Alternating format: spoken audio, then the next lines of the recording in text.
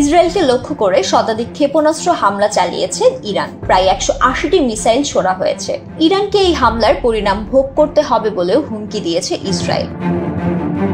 সম্প্রতি Hamas, Hezbollah এবং ইরানের সিনিয়র কমান্ডারদের হত্যার জবাবে এই মিসাইল হামলা চালানো হয়েছে বলে জানিয়েছেন ইরানের রেভলিউশনারি গার্ড। তারা বলেছে, ইসরায়েল যদি এই হামলার জবাব দেয় তবে আরও হামলা চালানো হবে। যুক্তরাষ্ট্র জানিয়েছে, ইরানের ক্ষেপণাস্ত্র ধ্বংস করতে তারা ইসরায়েলকে সহায়তা করেছে। অন্যদিকে যুক্তরাষ্ট্র বলেছে, যুদ্ধে ইসরায়েলকে সহায়তায় কাজে অংশ নিয়েছে ব্রিটিশ সৈন্যরা।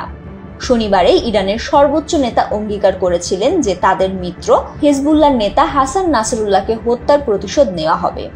এদিকে ইরানের হামলার মধ্যেও লেবাননের রাজধানী বৈরুতে বিমান হামলা চালিয়েছে ইসরায়েল।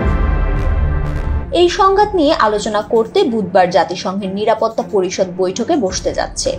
গাজা যুদ্ধকে কেন্দ্র করে সীমান্ত এলাকায় বছরব্যাপী সংঘর্ষের পর ইসরায়েল এই অভিযান শুরু করে।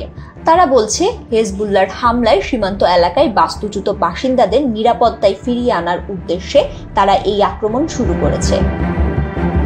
জাতিসংঘের নিরাপত্তা পরিষদ ও জাতিসংঘের মহাসচিবের কাছে পাঠানো একটি চিঠিতে ইরানের রাষ্ট্রদূত আমির সাইদ ইরাভানি বলেছেন, হামাস ও হেজবুল্লাহর জ্যেষ্ঠ নেতাদের হত্যার পাল্টা পদক্ষেপ হিসেবে এই হামলা চালানো হয়েছে। অন্যদিকে ইসরায়েলের রাষ্ট্রদূত ডানি ডানান ঘোষণা দিয়েছেন যে ইরানের সর্বশেষ হামলার সমুচিত জবাব দেওয়া হবে।